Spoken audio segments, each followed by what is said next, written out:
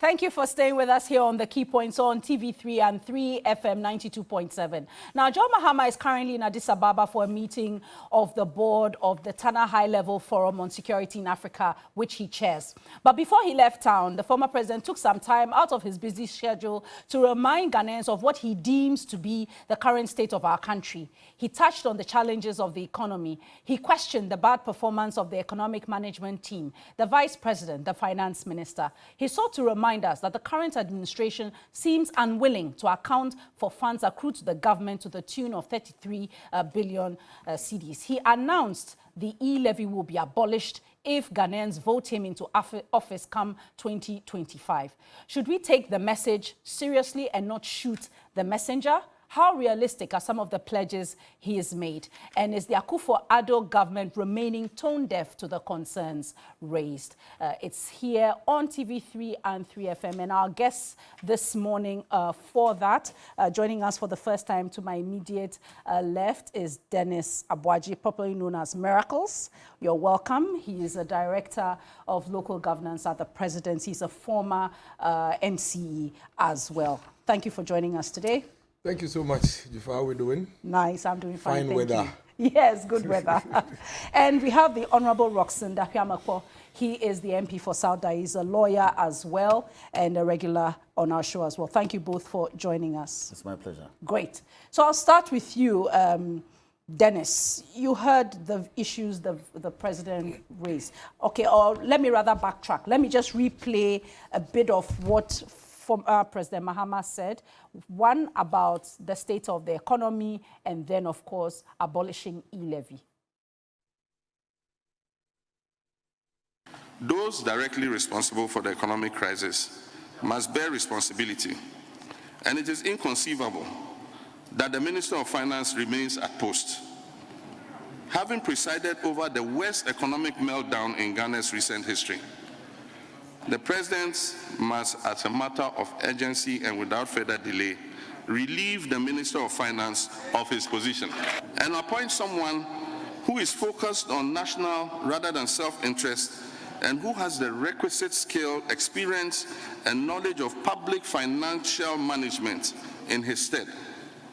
The personal benefit that the current minister and his cronies derive from borrowing on our behalf through the commissions they take by their companies who serve as transaction advisors raises an unacceptable conflict of interest situation which must end immediately. That the economic management team, that solid team, has failed and must be reconstituted immediately with fresh ideas and perspectives. Having supervised the worst public debt buildup, the worst budget deficit, the worst debt to GDP ratio, the worst credit rating downgrades, and the worst performing currency in the world, the worst crisis of confidence in our economy, the highest fuel prices ever, the worst ever rising inflation, unprecedented hardships, etc., the current head of the economic management team has clearly fallen from his ivory tower as a self-styled economic messiah to a poster boy for economic mismanagement. And his leadership of the economic management team is no longer tenable.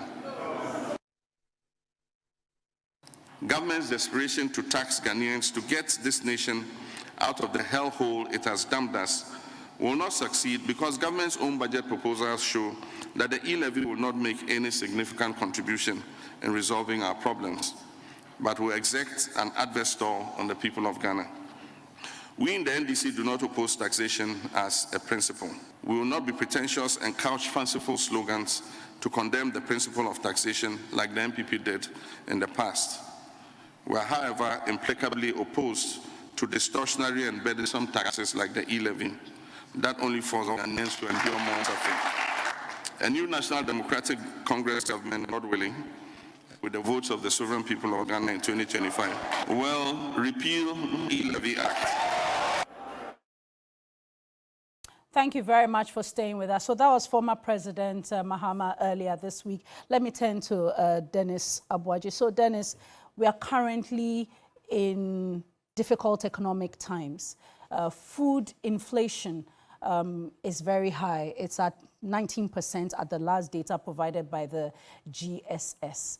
But when it even comes to, inflation in the economy, electricity, 25%, transport, 18.3%. And today we are learning that there will be a 20% increase in fuel prices. There's a question about whether really the government is listening. Let me say a very warm good morning to your cherished viewers and to my senior and honorable member of parliament. I think that listening to the former president and trying to be presidential candidate of the NDC, there's only one takeaway. A politician who is readying himself to run for an election, trying to latch onto a political opportunity and make empty, unachievable promises just for the purposes of political expediency and to improve his electoral fortunes as we work towards our elections in 2024. I say this on the back of the fact that we are not listening to someone we haven't experienced before. We are listening to somebody who barely 6 or 7 years ago was in charge of this country and had an opportunity to be able to probably set us on a path that would lead us into the realms of not being where we find ourselves today. When the MPP took office, there were clear lines or clear evidence of the state in complete gloom and darkness. There were specific challenges that we faced as a people. And all of these economic figures and indicators that you gave were probably added worse. Some of them, of course, were improved between 2017 and 2019. The growth of the economy, we cannot run away from that, had grown up to close to about 7% thereabout in 2019 from about 3%. We had improved the business environment where interest rates had dropped to about 13% from about 28%. We had an economy where joblessness amongst the youth was on the highest, to the point where, for the first time probably in the world, you had unemployed people coming together to form an association. We had an economy where we are unable to take care of our health bills and take care of the health needs of our people because the national health insurance was near collapse.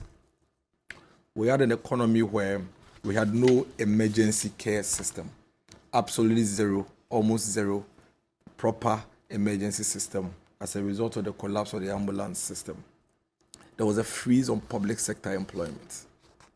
The state was in complete darkness as a result of an energy crisis that was caused by us and not by any other external forces. Because at the time, there was a debate as to what was the cause of the energy crisis. We in the MPP consistently said that Ghana had enough capacity to generate and that the challenge was with money to be able to procure the needed fuel to power our generators to give our people electricity. The repercussions of the energy crisis were that industries had to shut down.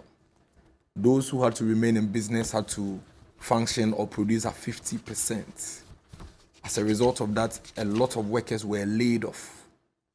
Our health system was struck into more crisis because then at some point in some hospitals, medical logistics were getting damaged or destroyed. Theaters were using flashlights to perform these. We saw all these pictures around. But Dennis, my point is, you can't refer to things of 6 years ago to answer the question I asked you. I am building a point. Let me make my point. So all of these things were supervised by the person who is speaking now. That's the point I'm making. All of these things were supervised by the person speaking now. The person who told the people of Ghana some time ago that if he's going to lose an election by taking away the social safety net of the people, i.e. allowances that poor people were using to go to school and all of that, so be it. The person who said that if people feel that electricity is too expensive, then they should probably stop using mobile phones and stop charging their phones and all of that. That is him speaking now. So I think that if we're at a crossroad, as he tries to put it, then really, Ghana is not the one that is at the crossroad, but it is he, the former president, who is in a crossroad as to whether he has the ability to become president again to lead us. It is the NDC who are at a crossroad, who know for a fact, with all indicators and all research showing that the only albatross or burden they have to carry now is to make the former president a presidential candidate again, with which they are likely to lose an election because, obviously, there is nothing new that the National Democratic Congress as a party is bringing on board that the people haven't seen before. Neither are they coming with a new leader that the people will believe that is coming with fresh ideas. Fast forward, the people of Ghana, against all these challenges, supervised by the man speaking today, handed over power to us. We came on the back of specific promises. Between 2017 and 2019, all of these indicators that you were given had improved dramatically, drastically, and you agree with me, from 2016 figures to 2019. The growth of the economy, the inflation rate, interest rates, private sector stimulation, even taxes that the people were paying had been reduced drastically. Almost about 17 taxes that he is complaining about. Taxes now, 17 of these taxes had been removed, so that private sector could thrive. We had our electricity on, for which reason manufacturing and industries were doing well, for which reason people were laid off from their businesses and companies. Some of them were recalled to be able to work. I didn't have to go home to a light out in my house and wait for it to come back in 3 days. We had restored allowances for poor people to be able to go to school. During his time, 100,000 of Ghanaians on the average every year had their children dropping out of school just because of money. In our senior high schools, children were sitting under trees to have their dinner.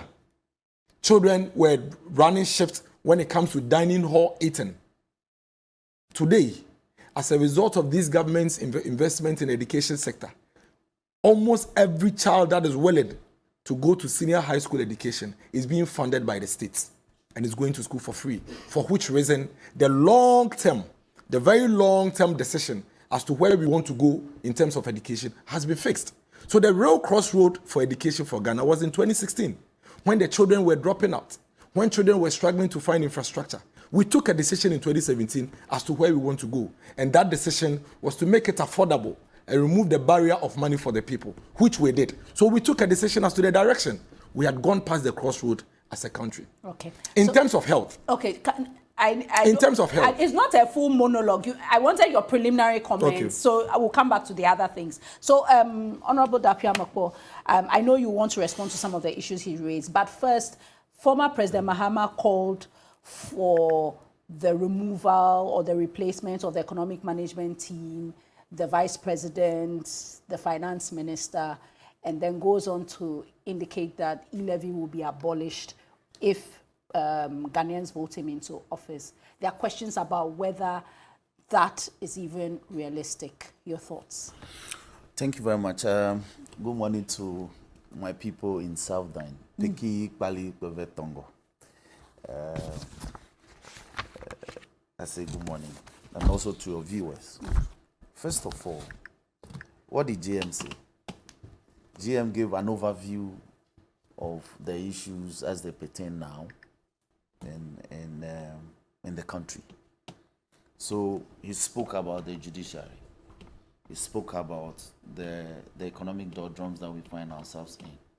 He spoke about the inordinate desire by the government not to be accountable for public funds expended. He spoke about the state of affairs in terms of education. He spoke about health. He spoke about governance. And my brother sits here and says what? That the things that Mahama spoke about are not true. That he didn't get over 32 billion in terms of COVID relief and you have refused to account for them. Is he saying that it's not true? He spoke about education by way of rebuttal. I have in my hand the GETFund report to Parliament. This is dated 24th March 2022. This was the formula they brought this year for us to approve for them. As part of that formula approval, this is what GETFund is saying. When you take projects that they came to meet in 2017, so they are qualified under pre-2017 and 2017 up to date. In 2017, under tertiary, they came to meet 127 projects. Between 2017 to date, they have done 0. I am not speaking. This is GETFund. This is their data. So if he sits here and says that they've invested in infrastructure, I wish to know which infrastructure he speaks of. GETFund is saying they have done 0. Between 2017 and now, they have done nothing at the tertiary level. Nothing. So, but that's just one out of, there's basic, there's secondary. So allow me to get there. Okay. So, but I want to start with the 0. They have done 0. So you should stop eulogizing things about education because they have done 0. Let's go to second cycle. They came to meet 513 projects. Between 2017 and 2022, how many have they done? 489. They can't beat the NDC record. I am not speaking. This is GETFund's own record. It's just a few numbers down. No, it is not few numbers. He sat here and eulogized and spoke eloquently about education. I'm giving you the raw statistics submitted by their own agency. So let's go to E-blocks. They came to meet E-blocks, 123, 49 completed. As at now, they have completed none. They've only operationalized 27. What I know is 25 were completed. No? By whom? No, that is before the NDC left office because Yes. you had a World Bank facility. We completed 49. Really? Because that's not what the education minister came to tell us later. Yes, because later listen, on, what he did. Can I finish? I'm just trying to, because I interviewed him. I'm just relaying what he told me. The 23, or the 27 were World Bank funded. The other that constituted the 49 were GOG funded. They were completed and operationalized. The cry has been about those that were at advanced stages of completion and have been abandoned. That has been the bone of contention for all these years. Let's go to model schools. There's nothing. Now, if you go to basic, they came to meet 690 projects. 690. Between 2017 and now, they've done 424. So who has done better? With all your talk about education and free SHS, who has done better in terms of infrastructure built up in education? But you cannot deny that free SHS has moved a significant quantum I haven't denied that. People. But we have serious implementation problems, which is eroding the gains of free SHS. And this is about why. When you move a student, when you move a 13-year-old from Bolga and brings her to Takrady, to Porter Girls, as a day student, you are asking the parent to go and rent apartment for the child, a 13-year-old child.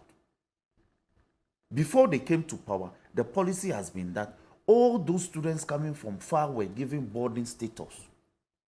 They scrapped that policy. So I have parents in my constituency, in my district, who will have to fall on you to look for accommodation and pay for them. Children from afar. Is that what we anticipated under free SHS? So parents, in addition to caring for the students, they must pay rent, exorbitant rent. So not in my district alone, in other places. Okay, so you've talked about education. Yes. He pointed to the economic indicators between 2017 I will address and that. 2019. I will address that. I will address that. Jifa, you took an economy that was on the ascendancy from a 3.6 growth rate to 8.4 in 2017. You should tell me what they did in 2017 that brought about that 8.6 growth rate. Nothing. Because you see, even DCEs were appointed as far into time as October 2017. DCEs. It took him so long to put his government together. He didn't do anything in 2017. The gains for 2017 were the gains from 2016, which the World Bank itself has projected that the 2017 economy will grow above 8%. Ever since they achieved that figure, the economy has been in a decline. Check the growth rate. It declined from that above 8% high in 2017 to a 0.4 last year. So what are they talking about? And they keep quoting that food prices. You also say food prices are what, 19%? Yeah, food inflation is Hold on, 23%. hold on. Normal inflation is 19%. Are you sure you go to the market? Oh. It may sound rhetorical, but do you go to the market? No, but Food this prices, is from the Ghana Statistical Service data. And I think that I have a problem with that percent too. The 20. Food prices are incredibly higher than that. Okay, so what I would say though is that the GSS data breaks down the inflation per region as well. But I'm so saying, some regions are actually much higher. But I'm saying that the reality is that it's higher than the 23%. The annual inflation increase. Food inflation is it higher than 23%?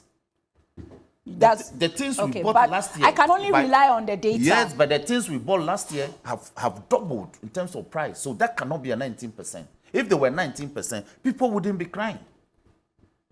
So prices have even quadrupled. So this attempt to whitewash some of these figures, for me, it bothers me. Okay. But the reality is that, for instance, between January and now, in January, I needed about 60,000 Ghana cedis to get, let's say, $10,000. Now, I need about 80,000 Ghana cedis to get $10,000. So the value of money has deteriorated by about 20,000 Ghana cedis. That is the reality. Okay, you didn't answer my question on the E-levy, but you... No, you can hold on to it. No, let me finish. Okay. Why does anybody say that we cannot repeal E-levy? What does it take? Oh, Hold on. What does it take to repeal a tax law? It's not a bill to parliament. So tell me.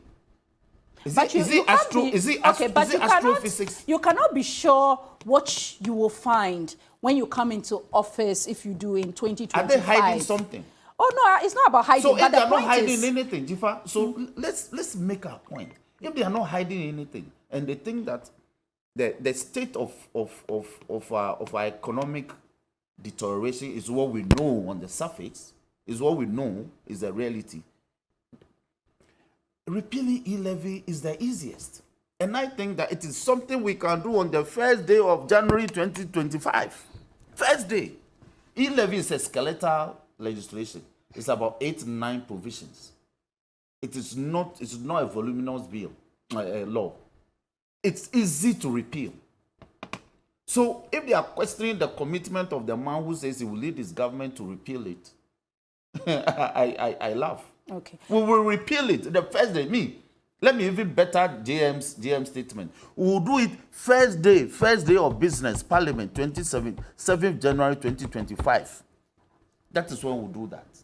Yes. You know the way they so, say so he questions the current environment. It's not about the messenger. It's about the state of food prices, the increases in fuel, the deterioration in the currency. They're just all these things that have happened in the last 8 months. For the purposes of viewers, I think we need to set some records straight. And then let's settle the education conversation. Then I'll come to this. You see, sometimes when the figures are being churned out, I wonder, and I ask myself where they get their figures from. Please. I am going to August. No, Honorable, I am. Please, I take exception to that. I have shown you your GETFund report. Okay. But this is a document you are holding, and I'm But telling if you you are that, not holding it, it doesn't mean it is not authentic. This is what listen they to brought me, to please. Parliament. No more interjection. No, no more okay, interjection. so Dennis, so Dennis, don't tell what are me you quoting? You doubt where I get my figure. I doubt. You haven't brought I anything doubt. here. No, so I you can't doubt this because am it's on a doubting. letterhead. Oh, Listen, Jifa, It's look, on a look at the letterhead. document. This is the So document. if you Hold want on. to If I say- don't want your program to run, No, so- I think it's Jifa, unfair. Jifa, I think it's unfair. I will not Honorable. allow him to speak No, in so the you manner that cannot. he Okay, speaks. but hold on, Dennis. He saying has this a is document. I doubt it. GETFund. No, you can't doubt. Why it. not?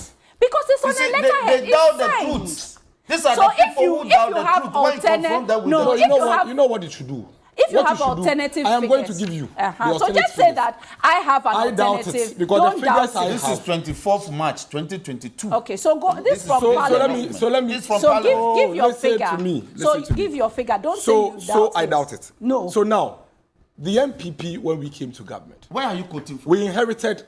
Where are you quoting from? Okay. I'm quoting Okay, a Roxy, document. please A hold on. document Where's that the was. document? Okay, hold Would on. you let me? Why would you do this? Honorable, where's the honorable, document? please. It's I okay. have given you a document. Honorable, You so haven't let him quote. He hasn't brought anything. Okay, so show me what you are quoting. Can you let me? Go can you ahead. Let me complete? Go so ahead. I'm showing you a GETFund report that was presented by the Ministry of Education. It was even presented to the press. Okay, it was presented to the press. So can I proceed? Good. where's the document? Now, It's on his phone. So I'll send it to you. The same way he's giving you the hard Dated copy. when? The GETFund same way he's document. giving you the hard it's copy. okay. GETFund document dated when? Let him read No, the dated data. when? Let him read the data. GETFund document dated when? Let him read the data. So Dennis, give us the tell us. data. I the take document. serious exception Both to of this you are taking. unnecessary. Both of you are taking unnecessary Oh, I won't let exceptions. you lie. No, Today, no. I won't let you lie. So, because Honorable, if you want to please. quote the document, give me the date Honorable, of the document. please. Honorable, please. You've I quoted have yours. given you Let's 24th hear March his. 2022. Get one Honorable, document let's to hear Parliament. his. Let's It hear will his. bring his counter document. Jifa, Yes, please so go ahead.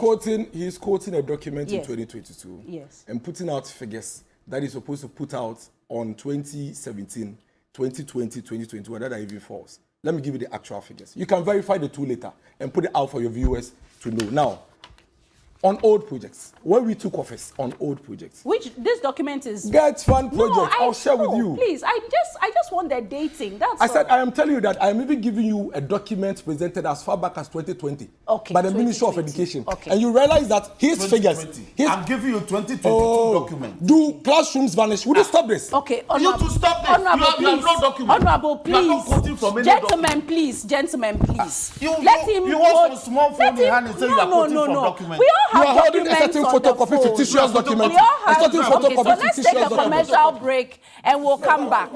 This is not a photocopy. Thanks very much for staying with us on the key points. So let's come back to the studio after that break. So tell us, what do you say are the figures? I am saying that physical infrastructure do not disappear into air. Okay. If a classroom Can block, you give the breakdown if the a way classroom he did it? block is built in 2017, it cannot be missing in 2022. The figures that Honorable Member of Parliament gave, those figures are not accurate. Now, when we came to office, and I'm giving you a document as far back as August 2020, that will only show you that if you have a building in 2020, it cannot disappear in 2022. So if we say we have 3 classroom blocks, which we can point to in 2020, you can come and say in 2022 that there were 2. When we came to office, this is the report we had. 7,201 projects in all, out of which 3,897 of these projects were reported as ongoing. This included the E-blocks. As at that time, the time of this report, August 2020, almost 2 years ago, 96% of payment has been made for these projects by this government. And as a result of that, 409 of these old projects that we inherited had been completed within the period. The rest are at various stages of completion. GETFund, it was presented to even you, the media. Now, new projects. This government between that period had initiated 1,666 new projects. Out of this, about 39 of them were renovations, and 9 of them were completely new schools. Those STEM schools that you see around now, they are Bombosu schools and all those STEM new model schools. And then there were 2 centers of excellence and others. These were the new projects that had been initiated under this new government. Now, the E-blocks. The government within the period between 2014 and 2016, that is the NDC government, initiated a total of 124 community SHS projects.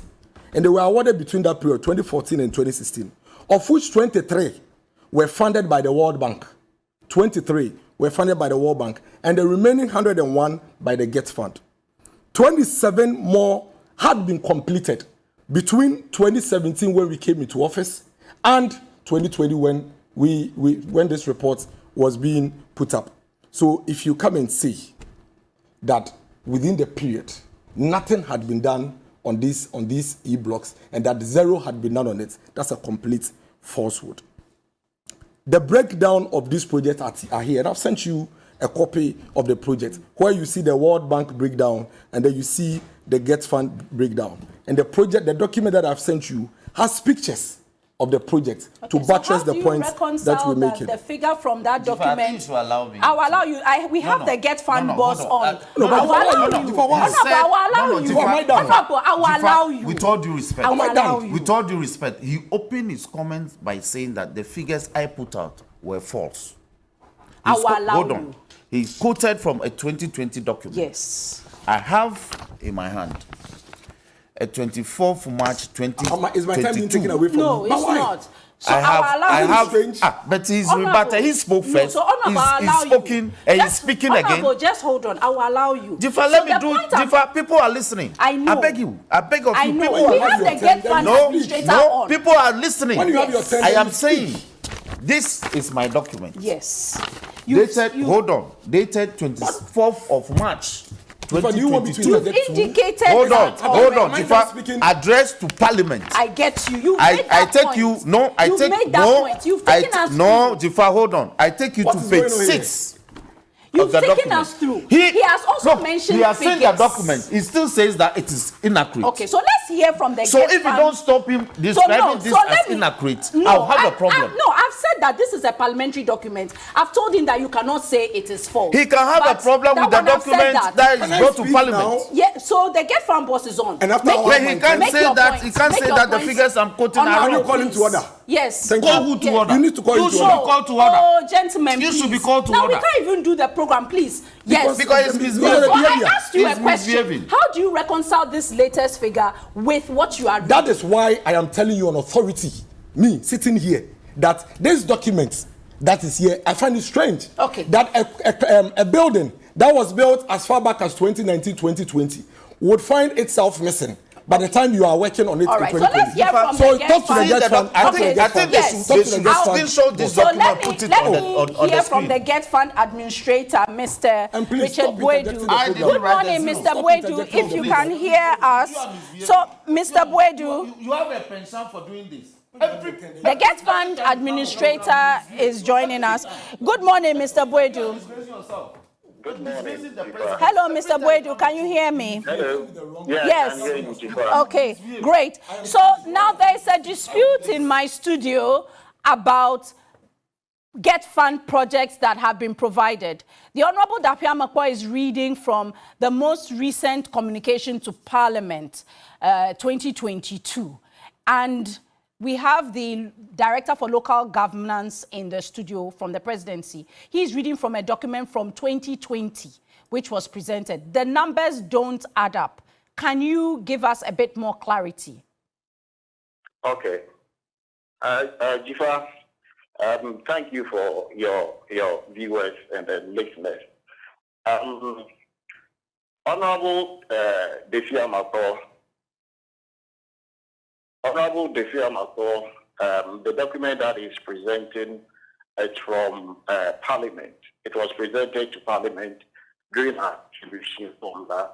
That is Table 4, with the completed project as at 31st December 2020. So it's what he is talking about, just projects that have been completed from 2021. It will not include new projects that have been added on if it's not being completed. What he did, I think, was something that is selective type of information. No, so let me ask. When you go to table 4 on that same document, we have uncompleted projects. There you find out that funds has been provided for tertiary.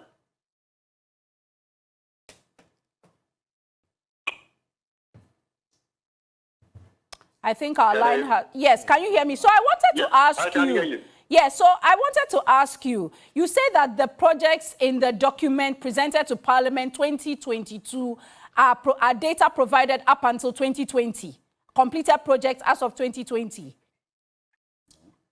Yes, what I'm saying is, in GETFund, we update the projects that we do because day in and day out, projects are being awarded and projects are being completed. So at any point in time, there is a date that will let you know the add-ons or those that have been completed, and then we keep on updating it.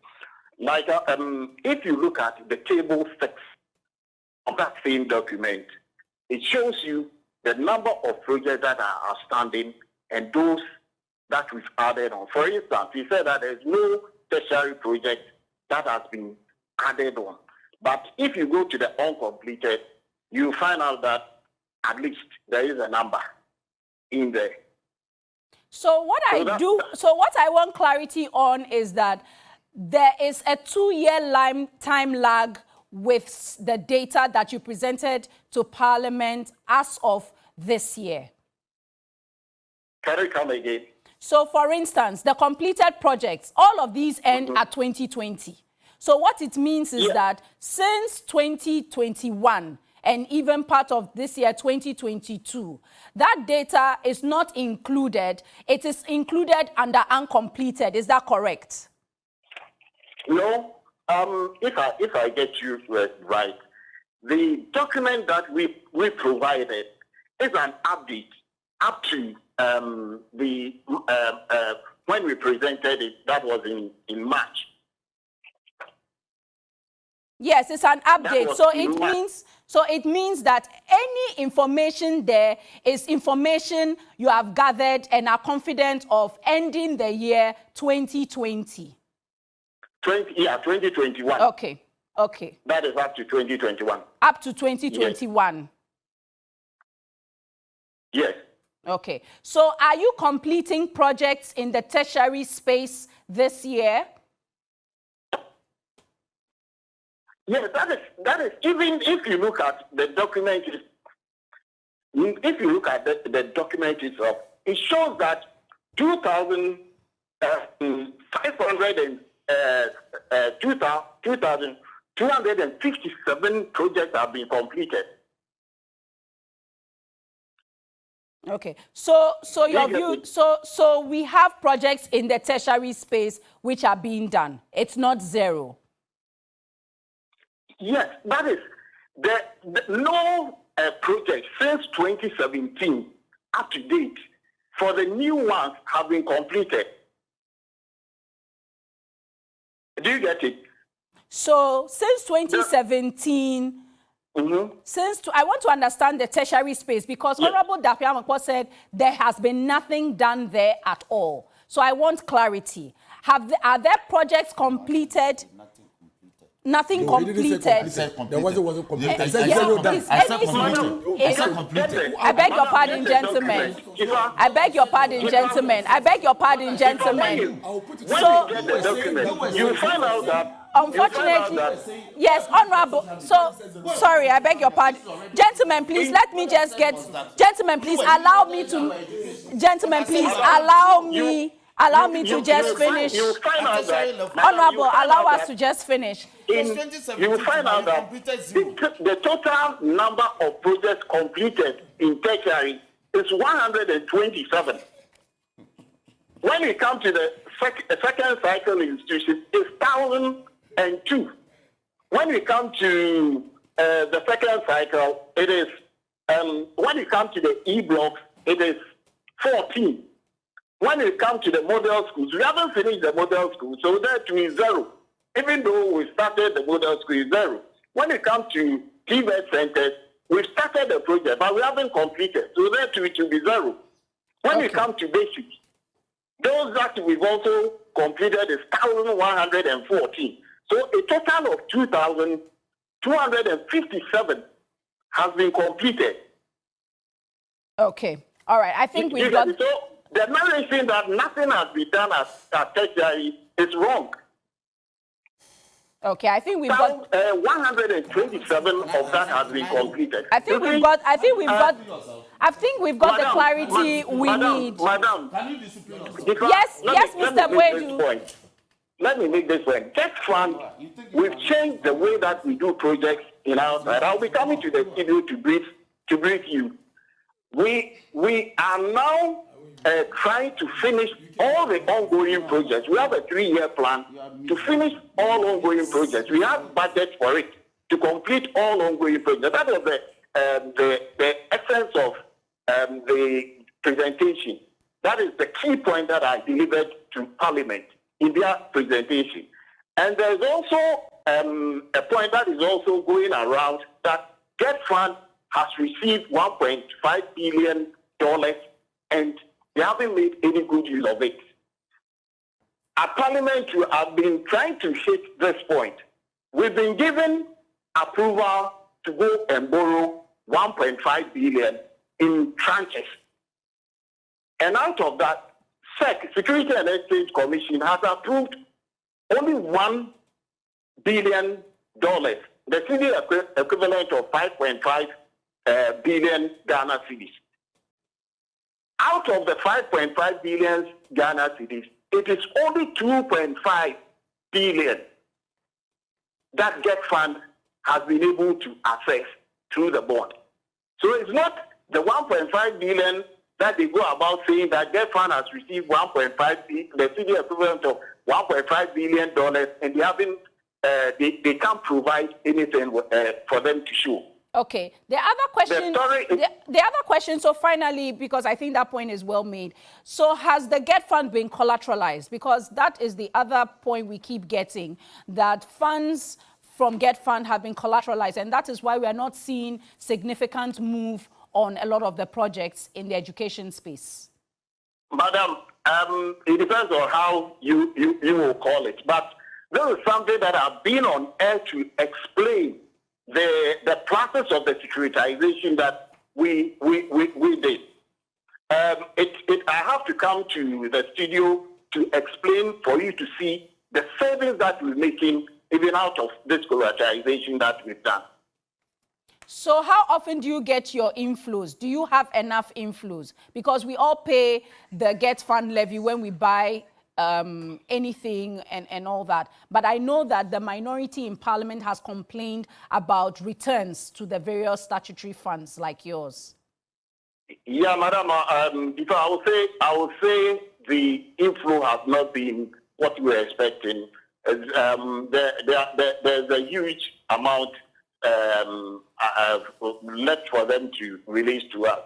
And that is something that we working with finance for them to come out to our aid. All right. Thank you very much, Dr. Richard Boedu.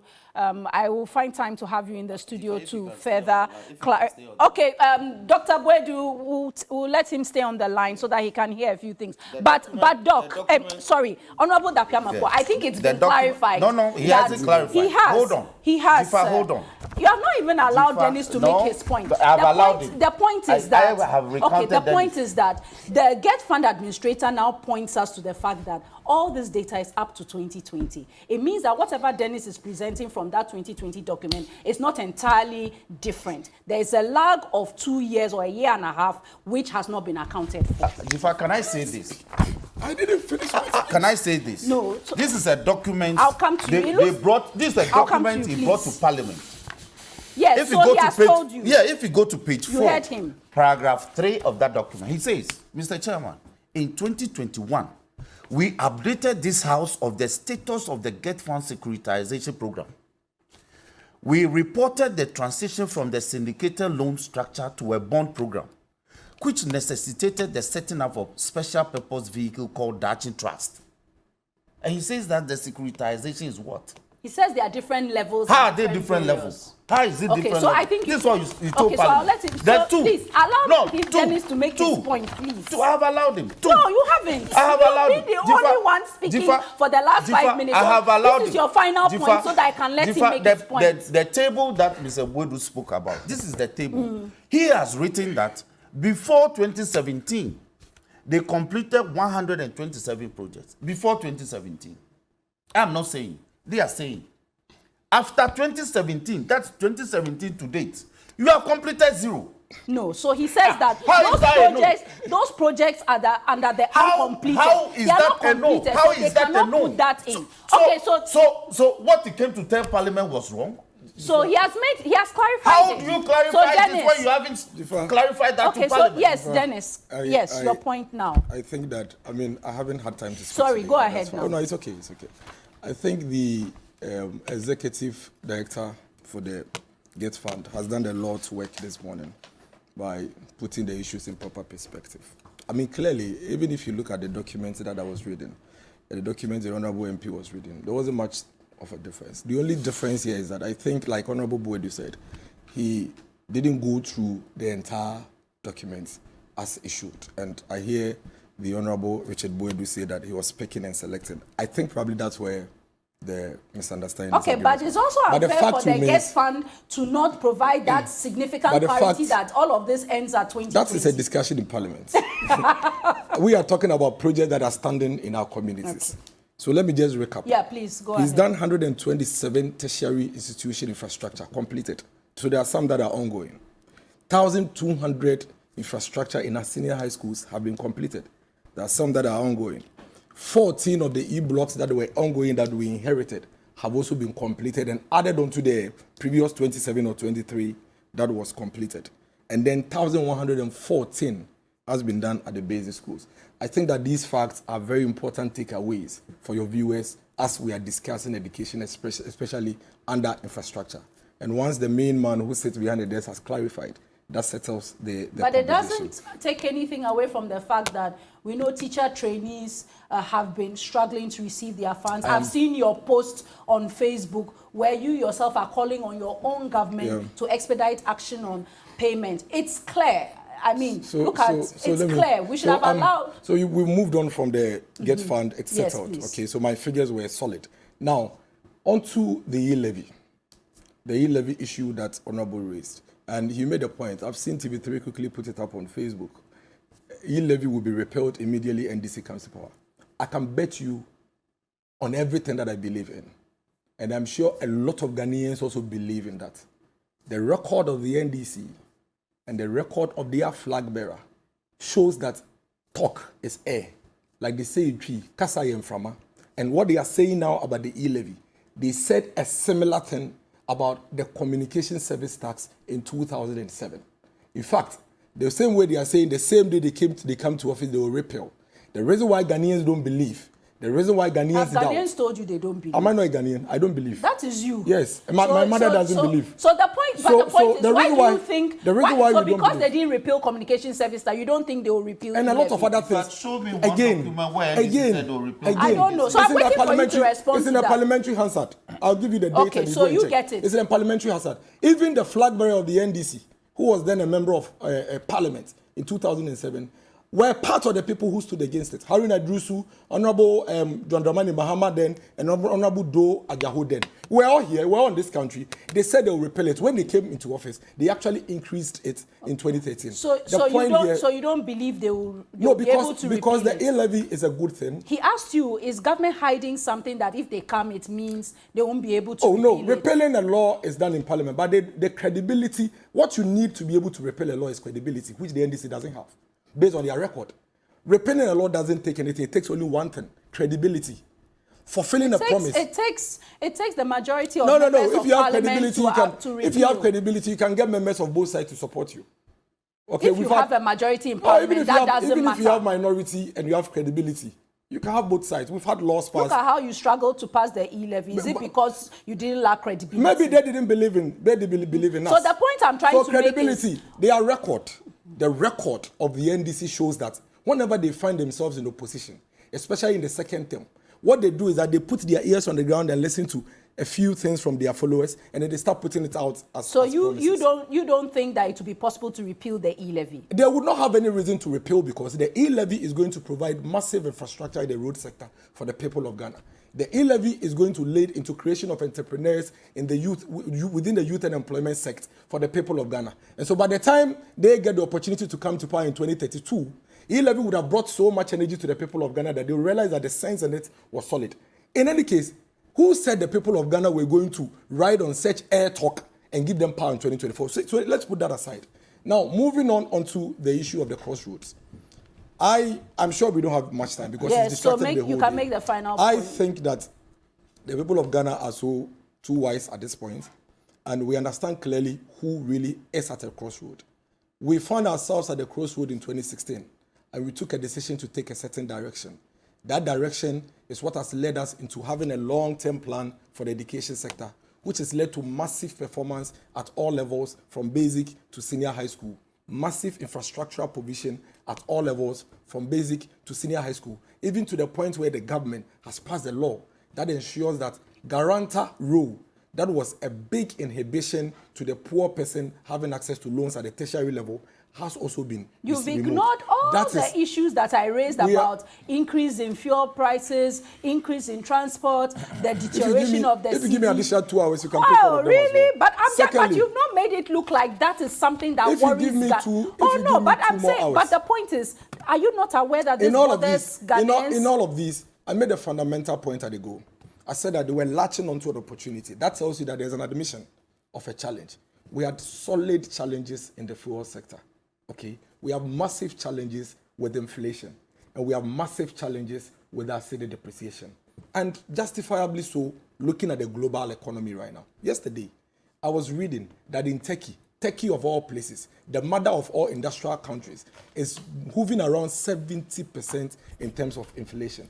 The last time when the vice president gave a speech, you remember the breakdown that he gave with respect to inflation across, and I'll quickly run through a few. The United States of America, okay, as of 2019, had an inflation rate of 1.81%. As of 2019, as of 2020, they are hovering around 7.9%. And now I hear they are around 8.1%, unprecedented in the history of their country. The UK, today, I hear is also hovering around 7%, the highest in about 40 years or so. Go to Cote d'Ivoire. Our neighbors Cote d'Ivoire that they keep referring to. You've also been referring That to they them keep referring as well. to. I mean, he referred to it in the statement that they also got affected by COVID. Cote d'Ivoire has had their inflation move from 0.81% to almost about 4.6%, about 5.68 increase in a factor increase in their inflation. The point I am making is that this government has never run away from the present danger, the present challenge with our economy. The vice president, when he was speaking, admitted this and indicated that some efforts are being made to ensure that we mitigate the effect on the people of Ghana. Come to think of it, some of the things that this government had instituted between 2017 and 2019, if they were not in place, Jifa, imagine if they were not in place, and in this space of a pandemic and this space of global economic crisis, where would the people of Ghana find their feet? If not for anything, fuel prices are high. We agree. It has third-party implications, third-party effects. Is the reason why we are going through this. And the government also has a role to play to mitigate this. But in the midst of that, your child that is going to the school has been paid for which reason you get some savings to be able to cushion you. We are not saying that is all you need, but that is some relief that was not inexistent in the past. In the past, when we had the energy crisis, in the past where interest rates were high, in the past where inflation was high in 2016, we did not have any global economic challenge. All right. We did not have any global economic challenge. We could not point to even a single country that were doing better than in terms of inflation. But today, we can point to some of the superpowers that we are doing better than in terms of inflation, in terms of interest rates, in terms of the economic challenges. Okay, the people thank you. of Ghana, I need... let me wrap up. I haven't spoken finish. enough today. Okay. The people of Ghana understand the language that we're speaking, that we have germane challenges in these sectors, but government is making effort to mitigate them. In the midst of all of these, in the midst of all the crisis, government has not taken away the social safety net of the people.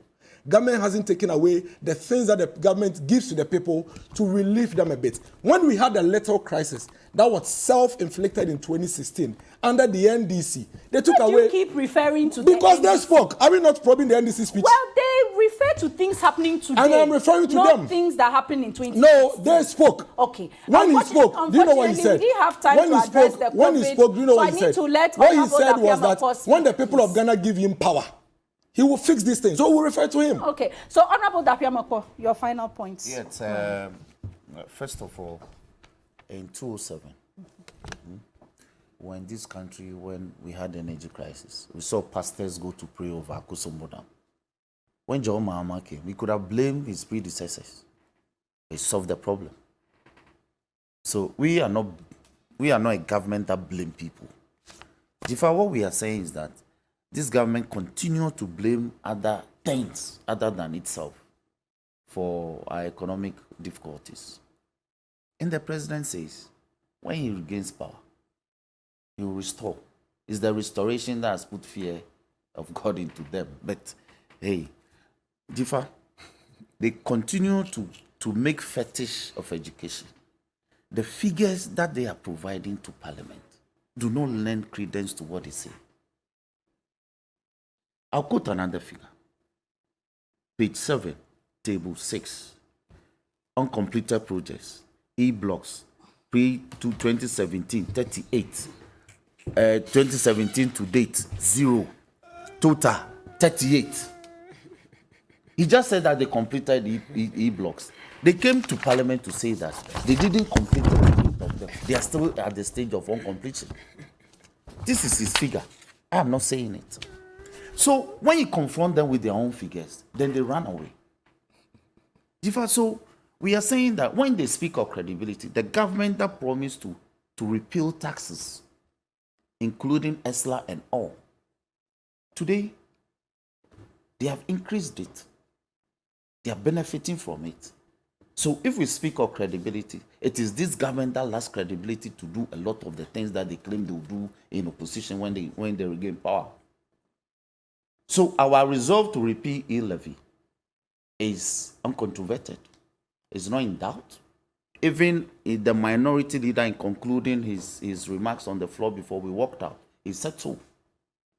So we can say all kinds of things about that. But if God willing, we regain power in 2025 January, we'll repeal E-levy. What about the point and hold he made? on, and I heard him say that we'll come to power in 2032. I see. And they think that they'll stay in power in 2025. He asked me what makes me think that we'll get power in 2025. And I'm also asking him what makes him think that we'll come to power in 2032 and not 25. Let me answer you. So, Wow, so you see, when you are in power, when you are in power, When the people trust us more than them. Oh, really? Yes, as simple as that. That's Yes, the reason. you are not in the streets. The people trust us more than No, them. you are not in the streets. Then before we go, you are let me ensconced read- in the let me presidency, read- so you don't I'll allow you just Okay. 2 more minutes. Let me just read this message because he says, how do we know if people trust you? People are listening to this show. Me, I don't know who Yes, they yes, are. yes. But I really know what you're going to this read. one People will says, talk. it's from Kizito in Tema East. Jifa, tell Dennis to stop the lectures and deal with the topic. What did the MPP government do in 2016 to grow in 2017? If he believes JM did nothing to solve the problem of doing so, then they should shut down all the badges the NDC brought. But the badges were And there. let's see. They were there and we had lights out. This one says, Dennis. They were there. Dennis says the MPP restored nursing training allowance. Yes. Since last year up till now, they have not paid. That is restored. What is They're the not the same essence thing. of restoring and you are not You delivering? owe money, you can borrow against it. That's from Ala Sampele. You can borrow Iwa. against it. This one from Belinda. She asks, is Mr. Dennis in Ghana? Yes. All the problems he's mentioning are still in Ghana and even worse They are improved. now. So nobody is even talking about No, that. you haven't read all. This one says that we must call a spade and not a tool for digging. Jifa, correct yourself. Former President Mahama said a new NDC government will abolish E-levy, not him. Okay, let's see what happens. Okay. But thank you very much, gentlemen. I need to bring you back because we couldn't discuss the Because he didn't allow anybody to talk. 33 billion COVID levies, the 33 billion COVID funds. We couldn't discuss that. But I thought you said you give me 2 minutes. Oh, yes, You want please, another 2 have the minutes? 2 I'll get minutes. it. You'll get it. How?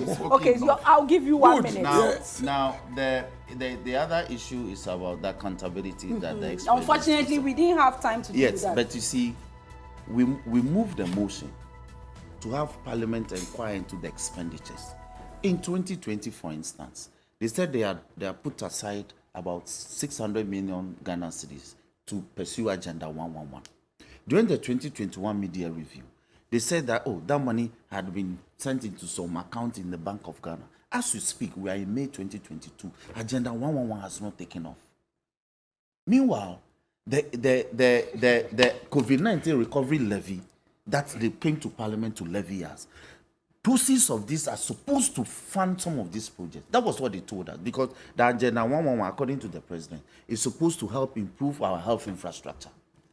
2 years down the line, nothing is happening in that subsector. Okay. So, don't you want to account for COVID funds? Quick one. Don't you want to account for COVID funds? I mean, isn't there a process to account for anything in Ghana? But Parliament has asked to. Why do you keep blocking Parliament from doing that? And again, it is not true that to date Agenda 111 has not taken off. It is all over the country. It's I'm just looking at one at Achim Kwabin that is ongoing. If you go to Koforidua, the regional hospital is ongoing. So many. If you go to Achimansa, Kojo Ponkromes, it's all over the place. So again, he sits on TV and he says it's wrong. He won't let me speak. He won't let me speak. Then it's three Okay. things are all over the place. So you mentioned. Don't worry about. So mention it quickly so that So I we mentioned can all the 111 that are ongoing. Mention the ones So they are all ongoing across the country. So if you sit on TV and say nothing, you see the problem I didn't have. say nothing. No, he said nothing. Should I go and I'll cut the video and play it for you? He said nothing. He said it hasn't and taken you see, off. he doesn't get the figures because he's always in a rush to just put out the falsehood about the government. No. He said nothing hasn't taken off. None has taken So off. some are It's ongoing. a complete falsehood. Agenda 111 is ongoing. In fact, if you listen to the health minister yesterday, there are some areas with genuine concerns that have issues. For example, if you go to Kokomlemle area, there is one there. Even land is a problem. Tema West, where I live, the last time I engaged the MC, they were now trying to get a space within the area for the project to take off. And for which reason, maybe the design for Tema West will even have to vary because of the space and probably having to high-rise the building. I think in as much as we want power and we want to say anything to make power, let's put out the facts first. And then we can add all the twists and whatever we want. But if you continue to pick and choose like Honorable attempted this morning with the GETFund, it's not fair to the people of Ghana. I'm being told your 1 minute is over. Jifa, I have. You are giving me another 1 minute. No, I have in my hand. Oh, Jesus Christ. Jifa, I have in my hand the press statement on the economy by the Minister of Finance. Another 1 minute. His comments on Agenda All right. 111. So this is where we have to end the show. Thank you very much for watching. It's been a full basket today. I'm Jifa Bampo. Thanks to my production team who've been tolerant of all that has gone on today. Up next is Warm Up Plus.